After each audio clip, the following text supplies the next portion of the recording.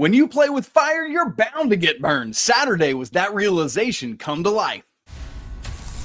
This is Tyler Hansbrough, and you're listening to Locked On Tar Heels. You are Locked On Tar Heels, your daily podcast on the UNC Tar Heels. Part of the Locked On Podcast Network, your team every day.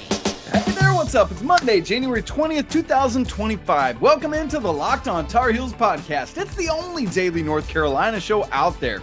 I'm your host, Isaac Schade. You're joining me at the place to get your Tar Heels content every single day. It's all part of the Locked On Podcast Network. Thank you so much for making us your first listen or watch. Man, it's good to be together even after a tough weekend. Special shout out to all the everydayers joining us. Of course, our Locked On Tar Heels insiders and our great Discord community as well. This episode is brought to you by FanDuel. From the first whistle to the final drive, FanDuel makes the NFL playoffs even more exciting. Right now, new customers can bet $5, and if you win that bet, you're going to get $300 in bonus bets. Check it all out at FanDuel.com to get started. Hey, as always, if you want to get even more into depth into the weeds on this thing, go make sure you check out our live postcast reaction show from Saturday after Carolina's loss to Stanford. I'm still like, yuck, gross. You know, I guess things could be worse. You could be Mark Andrews, and my man had an end to his NFL season. Yikes, poor guy. Anyway, coming up on our show today, Four Corners recap, the shady stat of the game. So what now? What does this loss mean for what's ahead? We'll have our weekend whip around and all of that. But first, North Carolina falls to Stanford 72-71 on Saturday, man. It was heartbreaking. It was tough. But as I said, when you play with fire, you're eventually going to get burned. Tar Heels are now 12-7 overall, 5-2 in ACC play. Had a chance to keep pace with these other teams that are up with just one loss, one game behind Duke, and they could not get it done. So that's what we're going to talk about first here today. When you let a team hang around, I don't care whether it's Duke or Stanford or Mississippi Valley State, which is like the worst team in all of Division I. Anything can happen if you do not put a team away. And that has been, aside from like SMU and Cal, which are the other two newcomers to the ACC, Carolina has not been able to do that consistently this year. And this is what happens. What's funny is, by my estimation, by my count, this is really like the fourth time that this almost identical scenario has happened. Go back with me here. UCLA in the CBS Sports Classic. Carolina goes up one on some RJ Davis free throws, 75-74. UCLA ball, 13 seconds left. They get the ball to the front court, take a timeout, 10 to go. They inbound the ball. Eventually, Elliot Cadeau defends this. And Sebastian Mack gets into the lane, but can't get his floater to fall. Carolina gets the rebound, ball game. Carolina wins by one. They successfully defend an end of game shot from the other team. Opportunity number two, Notre Dame a couple weeks ago. Carolina is up one thanks to an Elliot Cadeau miraculous 4-point play. This one, the UCLA score was 75-74. This one is 74-73. Notre Dame has the ball and the length of the floor to go with 4.8 seconds left. And Elliot Cadeau is able to defend Marcus Burton, who gets all the way to the rim and just misses. Elliot stayed big. He's, second time successfully defending that, and the Burton shot just doesn't fall. The third opportunity was last Saturday. NC State. Carolina's up two in this instance thanks to the Jalen Washington dunk, 63-61. NC State has the ball with 24 seconds to go. They get it into the front court. Timeout, 20 seconds left. Here comes Jaden Taylor around the top of the key on a little bit of a curl. Who's the defender? Once again, it's Elliot Cadeau. Taylor's coming down the lane. Cadeau walls him off, and we get the Jalen Washington block. Ball game, he gets it, holds on to it. They don't foul in time, and that's it. So Carolina has successfully defended three end-of-game, other team has the ball with a chance to tie or take the lead scenarios. They've survived all of those, and then came Saturday with yet again the almost identical scenario. Carolina goes up one on some gutsy free throws from Seth Trimble. It's 71-70. Stanford has the ball with 7.7 seconds left. And we all saw it, and we all know what happened. Jalen Blakes gets all the way to the rim, or not quite all the way to the rim, and just puts up about a 5 to 7 footer. Of these 4, it's the furthest out shot, but it's the only one that actually goes in. And honestly, if we're looking at the percentages, to survive 3 of those 4 is pretty good given the shots that these teams were attempting. The fact that Carolina won 3 of these 4 games facing this identical scenario, that they have to have beaten the odds in that. So eventually it was bound to catch up with them. And there's been other games that are similar where Carolina was in a scenario like this, only they were down and needed the shot to tie or take a lead and didn't get it. It's just, that's been this year because this Carolina team has not been able to figure out by majority of the games how to pull away. And here's the thing though, is you should have never been in this situation against multiple of these games. Maybe the UCLA game because you were down so much, but Notre Dame, Carolina should have never been in the scenario for Marcus Burton to have a shot to beat them. Against NC State, they should have never been in the position for Jaden Taylor to be able to take that shot to beat Carolina. Same thing on Saturday with Jalen Blakes. The Tar Heels should have done the little things, and we talked about that high-level teams do to win this game. A game where most of the statistical numbers, go look at the box score and compare what Carolina and Stanford did in almost every category. It's very, very close, which means that Carolina didn't do enough in the margins to get this victory. Should not be in this place. RJ Davis said post-game, I just think we weren't attentive with our details. We had a lot of slip-up plays in the second half, and we just weren't as aggressive on defense. We weren't really into the ball. There wasn't as much communication. I think that kind of just led on to plays and the plays that they were able to execute off of. Here's my issue. Like, I appreciate RJ saying those things. I really do. But because of the previous losses and because of the situation you've put yourself in with not much margin, you just can't make those excuses. RJ, as a leader of this team, is a fifth-year player, and this whole team, if this was a team that had Cormac Ryan or Harrison Ingram on it, they would not have stood for anything that RJ just said. And I don't just mean that about RJ. I mean like team-wide. We are 19 games into the season. You don't get to say we weren't attentive to our details. You don't get to say we had a lot of slip-up plays. And you don't get to say we weren't as aggressive. You don't get to say we weren't really into the ball. You don't get to say there wasn't enough communication. That's completely unacceptable. And whether that's from player execution or coaching staff preparation, I don't care which side that's on, it's unacceptable. High-level teams don't allow themselves to not be attentive. High-level teams communicate. High-level teams are aggressive. High-level teams don't allow the opposition to get easy buckets over and over again on blob plays. High-level teams take the right shots late. High-level teams don't sloppily turn the ball over up top against a 1-3-1 zone. High-level teams do the little things that they need to do to win games. Now, I'm not going to dive into all of that again because, again, we talked about that on the postcast, but at the big picture level, you get me. And so now, whereas you previously had the opportunity to say, we've got these 6 losses, but they're all quad 1. And so, while we don't have the amount of big time victories we'd like, at least we don't have any big losses. And that's a feather that we can put in our cap. That is now gone. Carolina has lost the best thing they had on their resume by this quad 3 loss against Stanford. And now you've put yourself in some real potential trouble because the thing that you had going for you is gone. That's not true anymore. Now you can no longer say all our losses are good losses. No, you messed around and you found out against Stanford, a quad 3 game. Now, contrary to what some people would tell you, the NCAA tournament is not gone. Does this hurt seeding? Yes, it probably does affect Carolina's seeding. But there are still plenty of opportunities out there, but the margins are shrinking and shrinking and shrinking ever more. And we'll talk more about what Carolina has to do going forward once we get into the third segment of today's show. But that's where things are at. And I don't want to really get too big picture right now, but I will just say this. as you look at this thing and losses of this kind, I don't think this thing's going to fall apart. I really don't. The ACC is not good enough. But if it does fall apart, and then you take stock of where things are at in these last 4 years, there might be some hard conversations that have to be had about the state of North Carolina basketball.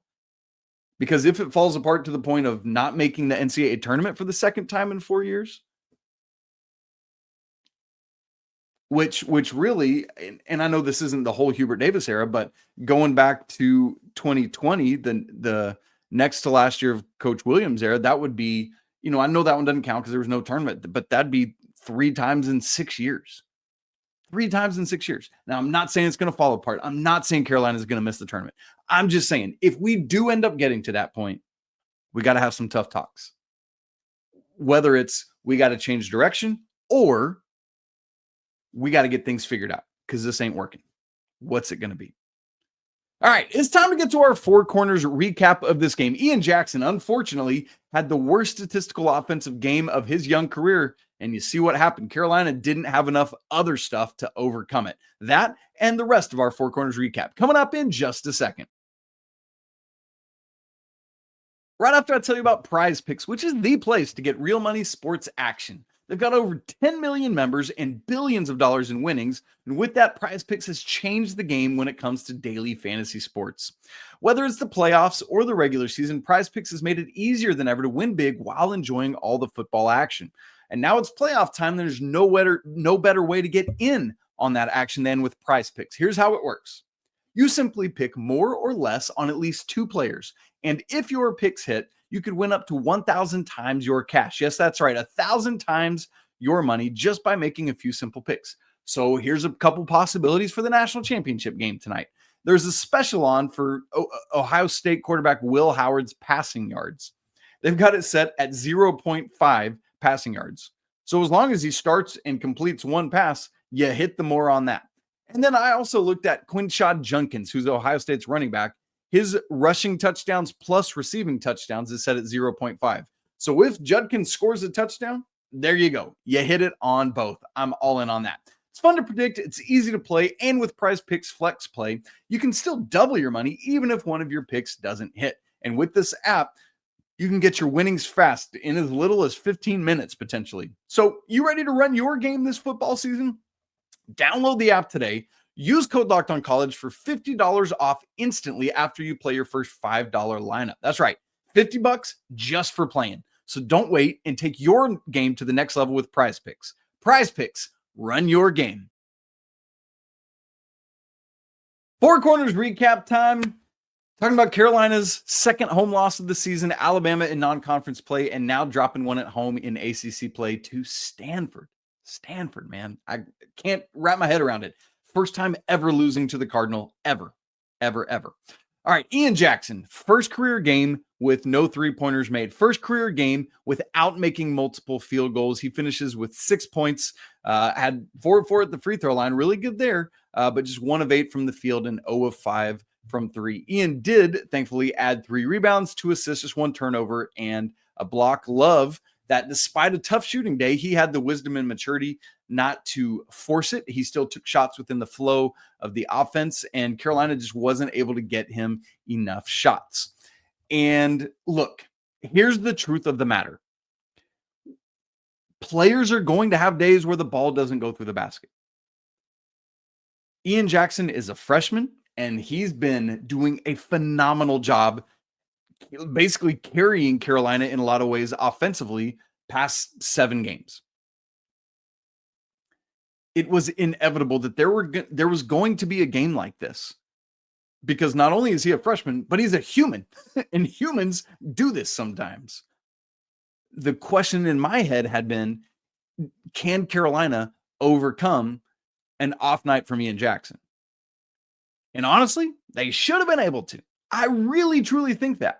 But they just could not. There was not enough from everyone else, despite, Elliot Cadeau having a good game. RJ Davis having 19 points, inefficient, 6 of 15 from the field, but still got there, 13 from Van Allen Lute, like some really encouraging stuff. And honestly, in real time, as I was looking at it, I was like, all right, Carolina, you're going to be able to pull this out even when your most dynamic offensive weapon isn't doing anything. But then they didn't. They just didn't.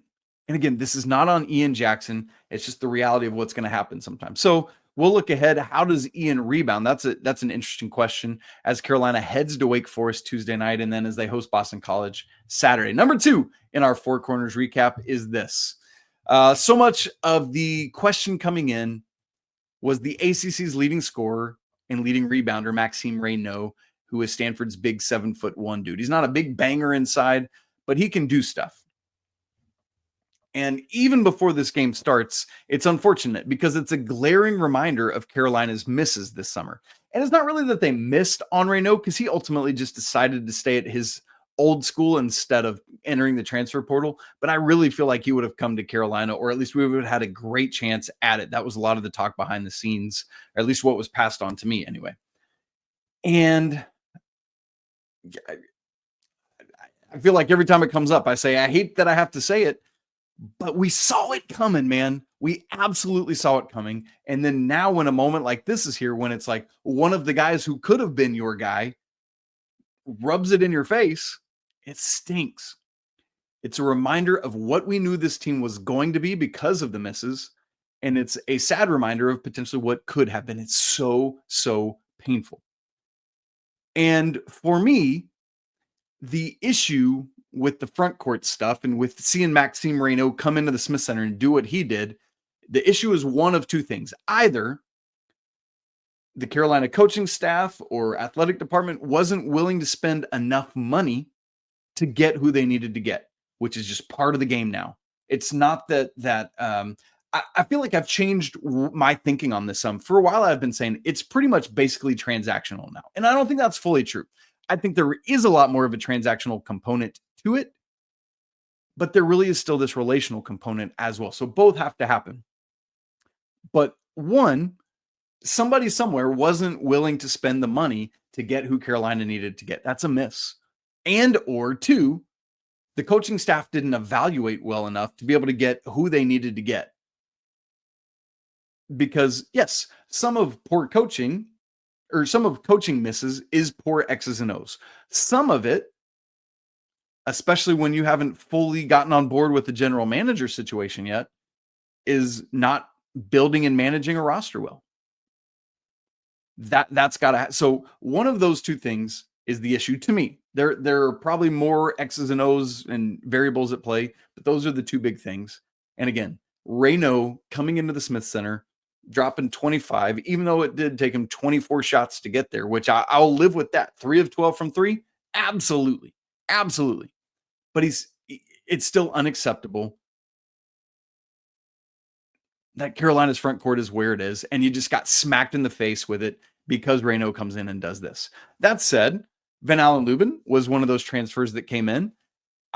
To me, as a consolation prize, and I don't mean that with any disrespect to Van Allen Lubin, other than there were multiple players that I would have rather Carolina had. I'm thankful that he's here. I'm thankful for his work ethic and in this game in particular, having his best game as a Tar Heel. Season high in points and in minutes played. And by the way, Van Allen Lubin is shooting over 70% this season, 71.2%. He's a career 52.9% shooter coming in. That said, he took some more outside shots at his previous stops at Notre Dame and at Vanderbilt. So that's part of this, but still crazy to bump up by nearly 20 percentage points from your career average. That's great. I'm so proud of Van Allen Lubin. But I'm bummed about Carolina's front court yet again when someone who could have been the guy comes in and is the guy in our faces. Ugh. Okay, number 3 in our Four Corners recap. When Seth Trimble came back 4 games ago, one of the wonderings was, would he come off the bench or would he start? And how long would it be before we would know if he was coming off the bench? Is that just a function factor of him working his way back in, or is that what it's going to be? We are now 4 games into Seth Trimble being back, and he's come off the bench in every one of them. So for me, I think Coach Davis is going to leave things the way they are in terms of starting lineup and then who's coming off the bench. I really truly think now it's going to continue to be Elliot, Cadeau, RJ Davis, Ian Jackson, Drake Powell, and Jalen Washington as the first 5 on the floor. And then Seth comes in and brings his athleticism, and boom, like it's like good luck, because here comes potentially the most athletic dude on this team. And you know, we often make such a big deal about the starting 5 and forget to look at who's actually playing starter level minutes. Because the truth of the matter is, when you look at the box score, Seth Trimble played the 3rd most minutes for any Tar Heel in this game. That matters more than who starts when you look at it. What was unfortunate to me is that if you compare the Cal game to this game, in the Cal game, Seth's athleticism, his dynamism as a player was on full display, full effect. For some reason or another, it was not to the same level in this game. He had a couple really nice plays late. That finish with the left hand was great. Again, hitting those free throws, just that takes stones, man. I know we look at that as outsiders looking in. It's like, oh, that's easy. I can step up and do that. No, you couldn't. I'm just telling you, man, that pressure-packed moment, you're down 1, just over 7 seconds to go, and you got to make the first one of these to at least get it to overtime, and both of them to go back up. That moment is insanely difficult. So props to Seth for that. But I'm ready to say now, I believe Coach Davis is going to roll with the starting 5 that are in place right now and bring Seth in first off the bench and ultimately play starters minutes and be part of the finishing lineup. 4th in the Four Corners recap, speaking of Seth Trimble, is the big question: did Jalen Blake's push off? I don't get the CW network, and so I was unable to DVR this thing and go back and watch it and slow it down and all that. The full replay of the game's not up yet, but there are a bunch of reels of the play and other stuff and multiple angles, some of them live in the building. And there's a couple things to this. I think by the letter of the law, maybe you could call a push off, but a lot of times refs are looking for full extension. Like, did you use the entirety of your forearm to push Seth Trimble back under the basket? I would imagine it, and I need to go back and try to see if I can see the angle that the refs are getting on what they can see, because to some level, it almost looks like it's just Seth's momentum carries him back under the stanchion and Blake's just stops and pops. But you can definitely see there is at least some contact there. Unfortunately, I just do not think officials are going to make that call in that moment because it was not egregious enough. I'm not saying I like that. I'm not saying I think that's the right call. I'm just saying what I have observed through the years and through the time, that's not a call that's going to be made.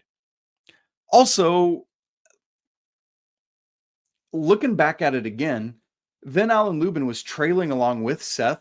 I wish he had come over to help. You know, I'm guessing there wasn't any call on to double.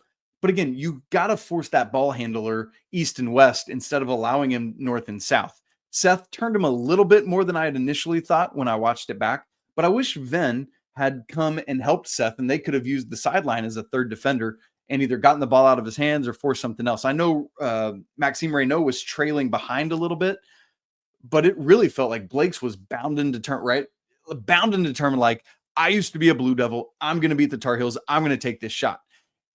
And I don't know that he would have had enough wherewithal if Van Allen had helped pin him with Seth to pass it up. Maybe it would. But this dude, who before that had 18 points, who was infinitely more efficient with his shot than Reynaud, I could have lived with forcing the ball out of his hands, Reynaud having to take a pull-up 3 where he was 3 of 12 before that. He hits it, man. But I would rather have that than allow Blake's to get into the lane and finish, you know? It's tough. Did he push off, though? Some. I don't think enough for a call. I hate that. I wish I felt differently. I don't think it was enough for the call. There's the Four Corners recap. All right, we got to get to our weekend whip around, our shady stat of the game, and looking ahead to what does this loss now mean that you've got a quad 3 loss on your resume. Gross. We'll talk about that in just a second. Right after I tell you about FanDuel. From the first whistle to the final drive, FanDuel makes the NFL playoffs even more exciting.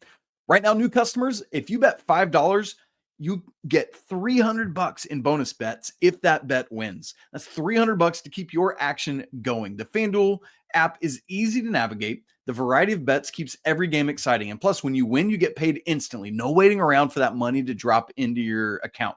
So whether you're betting on your favorite team or just looking to add some extra excitement to the games you're watching, FanDuel's got you covered. Again, the national championship game tonight, Ohio State favored by 8.5 over Notre Dame. I thought that line was kind of steep. Maybe you want to get the Irish, not straight up, but against the spread, I'd roll with that. Some fun special team specials as well. For example, odds on Notre Dame to not score a touchdown. You can get that action. Crazy. Check it all out at FanDuel.com with your chance again to win $300 in bonus bets. Make this playoff season unforgettable with FanDuel, an official sportsbook partner of the NFL. Shady stat of the game. Let's get through it because we are short on time. The shady stat is this. The number one. That number one is the amount of bench points that Stanford's bench scored. Why does it stand out? Well, a couple reasons. I mentioned that most of the stats were pretty even across the board. This one was not. Carolina had 23 bench points thanks to that great performance by Van Allen Lubin, the points by Seth Trimble, etc. To Stanford's one. The other reason it stands out is because it tells me that Carolina did not use its biggest advantage. Stanford is 343rd nationally in the percentage of its minutes that it uses the bench. All five of Stanford starters played 34 plus minutes in this game. That means that Carolina had a chance to run them ragged, to be physical, to be dynamic defensively. Instead, it's Stanford that's the one switching defenses, which I've bemoaned every time other teams are doing it, and Carolina isn't just trying things defensively. Yes, the defense has been better lately, but it was not dynamic enough in this game. It wasn't, as RJ said, and we talked about earlier, it wasn't aggressive enough. They weren't getting into the ball. Again, that was your potential biggest advantage. Run this team to death because they don't use their bench, and you missed it. So that's why Stanford's one bench point is the shady stat of the game. You didn't get deep enough into it and force their legs to have issues. So all of this said, what does this loss mean for Carolina's crazy difficult stretch ahead about 3 games from now? Well, the Tar Heels were in the midst of this 4-game stretch, which I kind of siphoned off as the Cal game last Wednesday, Stanford Saturday, at Wake this Tuesday, and then hosting Boston College next Saturday. That was a stretch that Carolina had to go 4-0 in, at the very least win those 3 home games. And I again, really think you got to beat Wake, but a close road loss would have been at least understandable. And the reason Carolina needed to go 4-0 in that stretch is because here's the next 4 games after that. At Pittsburgh, who is struggling right now. I get that. But it's Pitt and it's Capel and it's a whole thing always. Then at Duke, then hosting Pitt again. So Pitt is bookending Duke. And then right after that, you got to go to Clemson. Coming into this stretch that Carolina is in the midst of right now, I said you need to go 4-0 here because then you've got that at Pitt, at Duke versus Pitt, at Clemson. And you've got to go at least 2-2 in that stretch. The problem now is that the Wake game becomes more critical. You don't really have the margin to drop that like you potentially did. And then now I think you've got to go 3-1 in that stretch. And it'd be great if that one of those 3 wins was at Duke. But that would also be your best loss. And it's those kind of things that Carolina has put themselves into because of all this. Now you're talking about crud. The margin we had there is gone. It's just shrinking in on it's Star Wars, A New Hope, episode 4, but the first one made. You know, they get into that trash compactor and they're trying to get 3PO to shut it down and R2 comes in and saves the day. It's just like the more of these kind of losses that happen, 3PO, get it right. Like it just becomes awful. And now the Tar Heels just have no breathing room to do what they need to do. And what is there at this point in the season to tell any of us that the Heels are capable of going 3-1 in that at Pitt, at Duke versus Pitt, at Clemson stretch? I think they potentially could do so based on the talent that's there. In a one-off game, they could win any one of those. Yes, even the Duke game, because they're a really talented bunch. The problem is the consistency simply hasn't been there season long. Carolina will have some nice moments here or there. complete games against SMU, complete game against Cal, and then Saturday. So how do we trust it? For my money, as I look at things, you can afford yourself maybe 3 more ACC losses, depending on who they're against, and still feel pretty confident and comfortable about making the NCAA tournament. That'd be 15-5. But again, what have we seen consistently to trust that Carolina could do that? Now, I said 3 more losses per KenPom. Carolina is the underdog in 4 more remaining games. So that means you got to win all those games you're favored in and flip one of the L's. That's what we're talking about. One of the helpful things, I said it earlier, but the ACC just simply is not good this year. Miami is awful. Virginia Tech is pitiful. Boston College is really, really, really, really, really bad. But just like this Stanford game, those are games that you just simply can't lose. They can't help you, but they can definitely hurt you. So that's what's ahead, y'all. That is the rocky path in front of these Tar Heels. They've got to buckle down. They've got to do it. No more excuses. None of that stuff we talked about in segment 1 that RJ mentioned. You cannot make those excuses. All right, weekend whip around, and then we'll get out of here and get ready for the national championship game tonight. Women's basketball, on the other hand, they had a week. 2 road wins over SMU Thursday night, 64-33, and then at Pitt on Sunday afternoon, 75-58. So hopefully the ladies left some juju up at the Peterson Events Center. 2 massive road wins by 31 points and then by 17 points. The ladies are 17-3 overall, 5-2 in ACC play. It matches the best 20-game start of the Courtney Banghart era. It's a 3-0 start on the road in ACC play, a 4-game winning streak. Remember, the ladies were 1-2, and understandably, they lost that Georgia Tech game, and then they lost to Notre Dame, both of which are phenomenal basketball teams. But they had to dig out of a hole, and now they have Lexi Donarski. How about this? 5 made threes in each game, and those were only buckets. So 30 total points on 10 made threes. Crazy stuff from Lexi there, and you love to see it. By the way, Alyssa Utsby is the other one I want to mention. In the SMU game Thursday night, 12 points, career high 18 rebounds against a good rebounding team. 4 assists, just 1 turnover, 2 blocks, and 2 steals. They held SMU in that game to just 19% from the field. Crazy, crazy stuff. This defense is great. The ladies are rolling. Wrestling. Yeah, they went to Duke on Friday night. Just crushed them 40-3. They're now 2-0 in the ACC after also previously beating Virginia Tech, highly ranked. Women's and men's tennis were both in action this weekend. The women, it was their 3rd match. They played Gardner-Webb on Saturday, blanked them 7-0. They're 3-0 on the season now. And Skunks, all three are 7-0. The men hosted James Madison on Sunday, also a Skunk, 7-0 there. Swimming and diving was at NC State on Friday. If you know much about swimming and diving, NC State is awesome. They're so good, and unfortunately, Carolina found that out. The men lost 165-134, while the women fell 170.5 to 129.5. And I mentioned it on last week's show, but a girl from my church here in Missouri is actually on the swim team for NC State. So it was pretty rad to look through the box score and just see her name popping up. So I just want to shout out my friend Aubrey Brower. Cool stuff. But you hate that Carolina lost to her. But, you know, sometimes the relationship things come into it as well. I'm not giving any kind of wolf pack sign with my fingers, though. Just sticking away from that. Gymnastics hosted George Washington on Friday. They won, I should say, against George Washington. Great stuff there. Track and field was in action in Chapel Hill this weekend. The Dick Taylor Challenge, nice showing there. And fencing was up in Philly at the Philly Invitational, and some really nice wins both on the women's and men's side. Woo! Sports action's getting going again. It's great to see. All right, guys, happy Monday. Tough loss, frustrating loss this weekend. But now all you can do, learn from it and turn your attention to winning at Wake, which is never easy on Tuesday night. We'll get ready for that game tomorrow.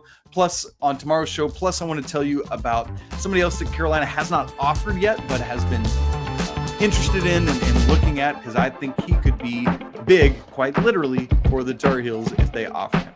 If you haven't subscribed to the show on video and audio, make sure you do that so you don't miss a second of Locked On Tar Heels. If you haven't joined Locked On Tar Heels Discord, that link's in the show notes. Free to join. If you're not part of the Locked On Tar Heels Insiders, we'd love to have you there as well. That link is also in the show notes. It's always a great day to be a Tar Heel, even when it's tough to say it. We'll talk again tomorrow, but until then, peace.